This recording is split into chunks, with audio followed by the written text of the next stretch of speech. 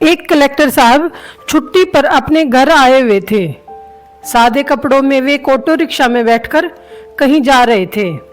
रास्ते में एक चेक पोस्ट पर पुलिस ने ऑटो रिक्शा को रोक लिया।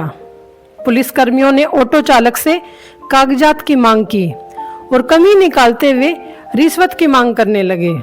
पुलिस वाले ने कहा, तुम्हारे वाहन का इंश्योरेंस नहीं है, पोल्यूशन सर्टिफिकेट भी नहीं है, चालान तो कटेगा ही। ऑटो चालक हाथ जोड़कर बोला, साहब मुझसे गलती हो गई, कागज तो हैं मेरे पास लेकिन घर पर छूट गए हैं, मैं कल दिखा दूंगा, मुझे माफ कर दीजिए।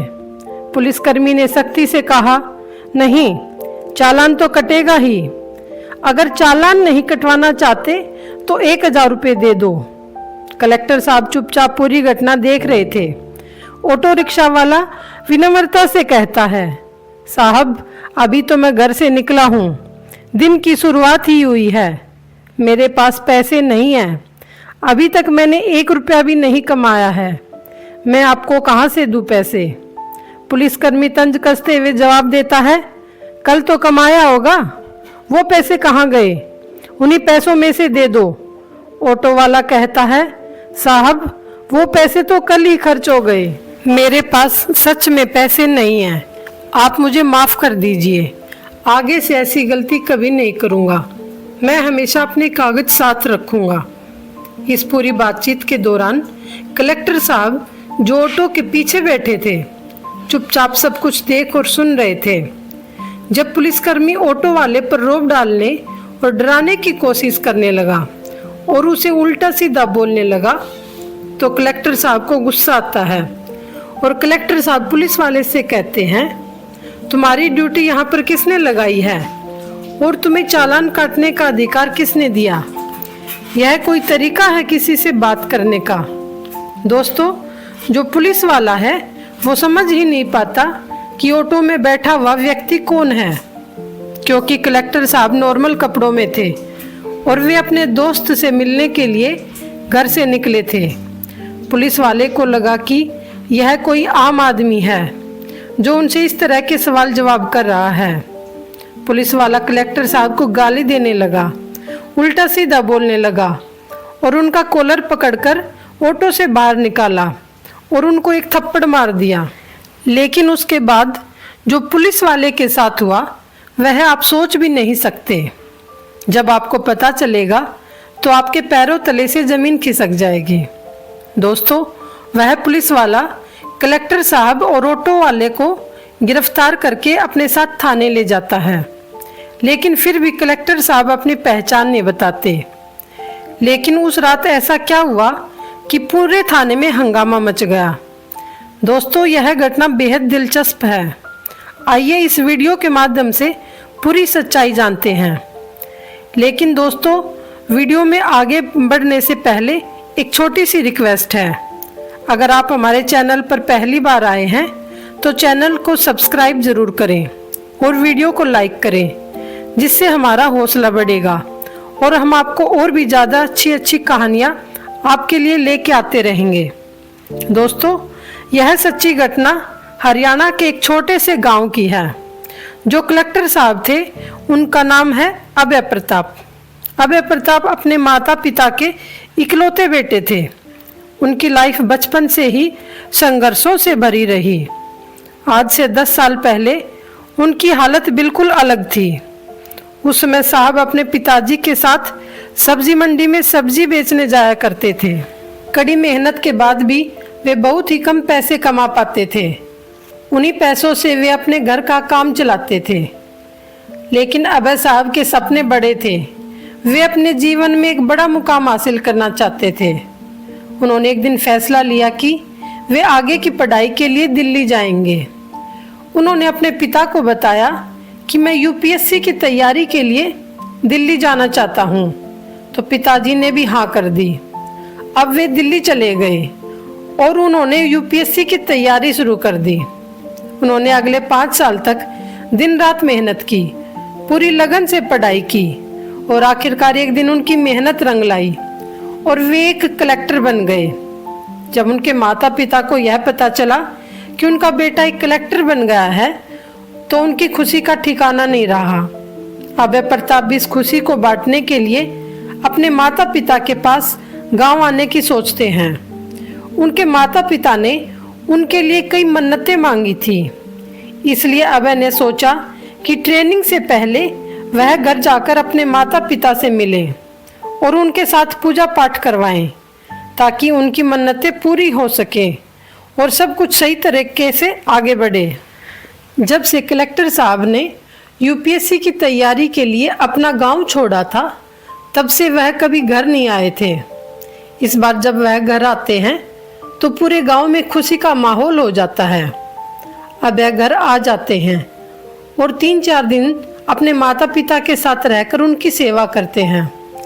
एक दिन उनके पिताजी उनसे कहते हैं, बेटा बाजार से मेरी दवाई लेते आना।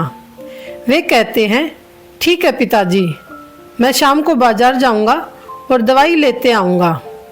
फिर कलेक्टर साहब दवाई लेने बाजार जाने के लिए घर से निकल जाते हैं।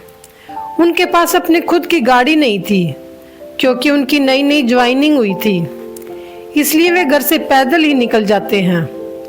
तभी रास्ते में उनके एक पुराने मित्र का फोन आ जाता है।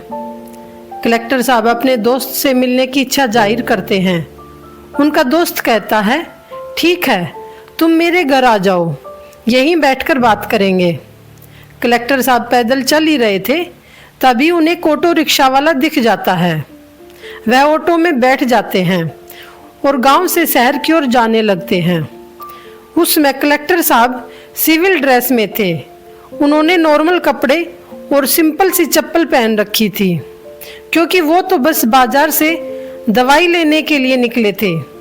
लेकिन बीच रास्ते में उनके दोस्त का फोन आ गया। उन्होंने सोचा कि अब शहर तो जा ही रहा हूँ, तो मित्र से भी मिल लूँगा। उसे मिलने में कैसी औपचारिकता, कपड़े भले साधारण हों, क्या फर्क पड़ता है। वैसे भी दोस्तों, इंसान चाहे कितना भी बड़ा आदमी क्यों ना बन जाए, जब वह अपने गांव और घर पर होता है तो उसे साधारण कपड़ों में ही सुकून मिलता है। ऑटो रिक्शा आगे बढ़ रहा होता है, लेकिन इसी सफर के दौरान कुछ ऐसा होता है जिससे कहानी एक नया मोड़ ले लेती है। बीच रास्ते में ऑटो चालक अचानक ऑटो रोककर कलेक्टर साहब से कहता है, आगे चेक पोस्ट है, वहाँ चेकिंग हो रही है। अगर मैं अभी जाऊंगा तो यह लोग मुझे पकड़ लेंगे और फालतू में पैसा मांगेंगे। कलेक्टर साहब हैरान होकर पूछते हैं, अरे ऐसा क्यों, तुम्हारे पास कागज तो सब सही है ना।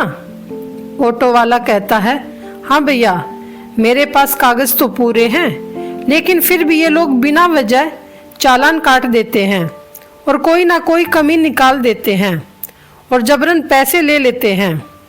ये सुनकर कलेक्टर साहब कहते हैं, चलो मैं देखता हूँ कि वह लोग कैसे तुम्हें रोकते हैं और कैसे तुमसे पैसे मांगते हैं। लेकिन ऑटो वाला डरते हुए कहता है, नहीं भैया, मैं ऐसा नहीं कर सकता। मेरे साथ कई बार ऐसा हुआ है, वो लोग मेरी एक बात भी नहीं सुनते, उल्टा मुझे डरा धमकाकर पैसे वसूल लेते हैं। कलेक्टर साहब उससे कहते हैं कि जब तुम्हारे पास सब कागज हैं तो तुम्हें डरने की जरूरत नहीं है। तुम पुलिस से पूछो कि वे तुमसे पैसे क्यों मांग रहे हैं। कलेक्टर साहब को पता नहीं था कि आगे चेक पोस्ट पर क्या होने वाला है। उनका सामना एक ऐसी स्थिति से होगा जो सब कुछ बदल कर रख देगी।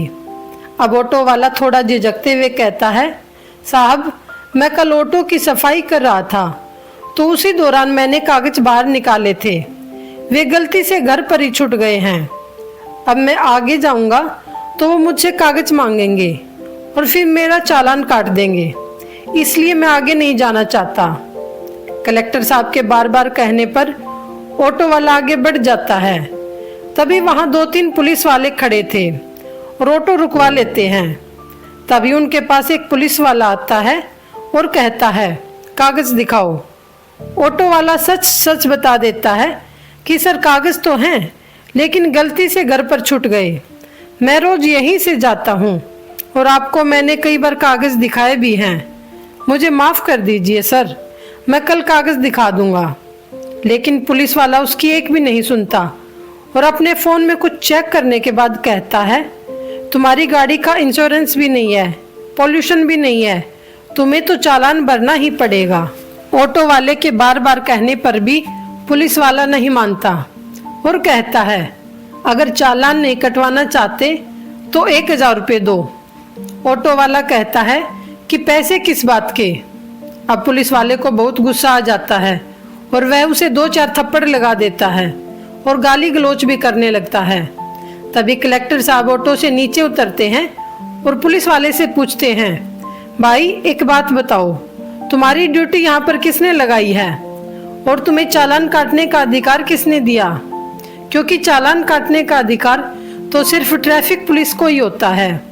अब पुलिस वाला तो पहले ही ऑटो वाले पर गुस्सा था, उसका दिमाग खराब था। उसे लगता है कि यह कोई आम आदमी होगा, इसलिए वह कलेक्टर साहब को भी डराने लगता है और कहता है, तुमको क्या मतलब है, तुम अपना काम करो, मैं इससे बात कर रहा हूँ, बीच में बोलने की तुम्हें क्या जरूरत है।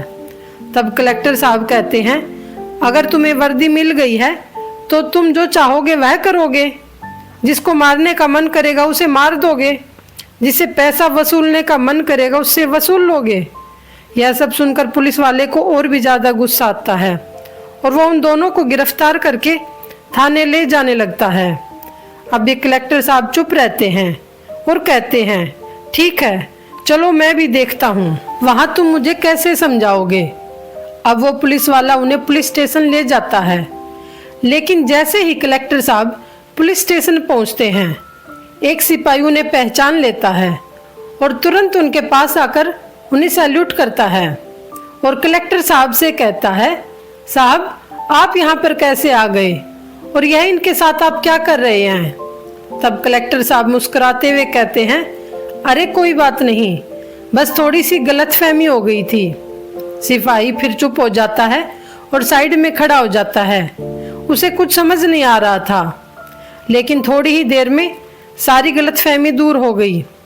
जब वह पुलिस वाला यह देखता है ये इनको सैल्यूट भी कर रहा है और साहब साहब भी बोल रहा है, तो वो समझ जाता है हो ना हो ये कोई बड़े ऑफिसर हैं। अब उसके पैरों तले जमीन खिसक जाती है और उधर वो ऑटो वाला भी बड़ा हैरान होता है। तभी कलेक्टर साहब थाने में मौजूद सभी सिपाहियों को एक जगह बुलाते हैं और समझाते हुए कहते हैं, अगर आप लोग अपने शहर में इस तरीके से काम करोगे तो भला यहाँ की जनता पुलिस से क्या उम्मीद रखेगी। कलेक्टर साहब गुस्से में कहते हैं, शायद आप जैसे पुलिस वालों के कारण ही सारी पुलिस टीम बदनाम है। इस ऑटो वाले की कोई गलती नहीं थी, लेकिन फिर भी आप इससे 1000 रुपये मांग रहे थे। अगर यह पूरा दिन मेहनत करेगा तो भी जरूरी नहीं कि 1000 रुपये कमा पाए और आप बिना कुछ किए बस चुटकी में ही उसे 1000 रुपये निकाल लोगे। क्या आपको ड्यूटी के दौरान यही सिखाया गया है? फिर कलेक्टर साहब उस सिपाही से कहते हैं, अगर मैं इस ऑटो वाले के साथ नहीं बैठा होता और मैं इस पोस्ट पर नौकरी नहीं करता तो मुझे यह सारी बातें नहीं पता होती। पता नहीं आप कितने लोगों के साथ ऐसा करते होंगे। अब वहाँ पर बहुत ज़्यादा हंगामा खड़ा हो जाता है और सभी स्टाफ वाले डर जाते हैं। अंत में यह निष्कर्ष निकला कि जो पुलिस वाला कलेक्टर साहब से बदतमीजी कर रहा था उसे नौकरी से निकाल दिया जाता है। दोस्तों, ऐसे लोगों के साथ ऐसा ही होना चाहिए, तभी बाकी लोग भी ऐसा करने से पहले 100 बार सोचेंगे। दोस्तों, हमें अपना काम ईमानदारी से करना चाहिए, चाहे वो कैसा भी काम हो, क्योंकि भगवान के घर में देर है, अंधेर नहीं। इसलिए हमें किसी से कोई भी छल कपट नहीं करना चाहिए। दोस्तों, इस कहानी को सुनाने का मेरा उद्देश्य किसी को परेशान करना या किसी के दिल को दुखाना नहीं है, बल्कि मेरा उद्देश्य आपको जागरूक और सचेत करना है। इसलिए दोस्तों, हमेशा सचेत और सतर्क रहें। अगर आपको ये वीडियो अच्छी लगे तो इसे लाइक व शेयर करें और हमारे चैनल ज्ञान की बातें को सब्सक्राइब भी जरूर करें। तो मिलते हैं ऐसी ही एक और नई कहानी के साथ, तब तक अपना ख्याल रखें। धन्यवाद।